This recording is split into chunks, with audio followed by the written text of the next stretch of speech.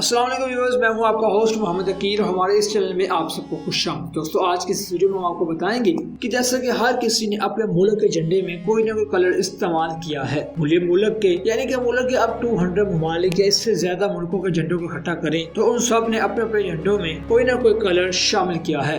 लेकिन दोस्तों, आज की इस वीडियो में हम आपको बताएंगे कि why purple colour is not used in country flags, कि क्यों पर्पल कलर किसी भी मुल्क के झंडे में इस्तेमाल नहीं हुआ, उसकी क्या वजह है। पर्पल कलर दोस्तों, आज इस बात से आज की इस हकीकत से हम पर्दा उठाएंगे कि क्यों पर्पल कलर इस्तेमाल नहीं किया जाता था।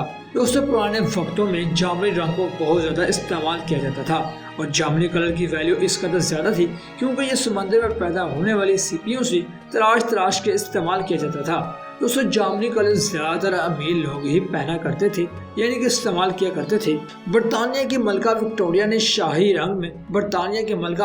ने जामुनी कलर को शाही खानदान के अलावा किसी को भी ममनू करार दिया था क्योंकि ये रंग बतूल और बादशाह की निशानी था। दोस्तों, अवामी सतह में ये रंग 1856 में ही इस्तेमाल होना शुरू हुआ। बरतानवी कीमियादान हिलरी ने ये कलर इस्तेमाल किया और इसका फार्मूला ढूंढ लिया। अब फैशन की दुनिया इनकी बहुत ज्यादा शुक्रगुजार है। उस साइंसदान विलियम ने इस दरियाफ्त से बहुत ही ज्यादा पैसा छापा, मगर फिर आहिस्ता आहिस्ता ये रंग आम होने लगा। ये रंग 20वीं सदी तक अपनी अहमियत खो बैठा। दुनिया के मुल्कों में से 2 झंडे ही ऐसे हैं जिनमें थोड़ा से ही सही लेकिन जामुनी कलर मौजूद है। दोस्तों, पर्पल यानी कि जामुनी रंग इस्तेमाल न करने की वजह ये भी है कि बहुत सारे मुल्कों के झंडे 20वीं सदी के बाद ही रखे गए और उसमें सिर्फ 2 ही झंडे ऐसे हैं जिनका जामुनी कलर थोड़ा सा है, वो 20वीं सदी से पहले ही थे। तो दोस्तों, उम्मीद करते हैं कि आपको आज की वीडियो जरूर पसंद आई होगी और आप इस मालूमात से भी आगाह हो चुके होंगे। इस वीडियो को अपने दोस्तों के साथ ज्यादा से ज्यादा शेयर कीजिए ताकि वो भी इस तरह की मालूमात से आगाह हो सकें। अपने होस्ट मोहम्मद अकील को दीजिए इजाजत, अपना ख्याल रखें। अल्लाह।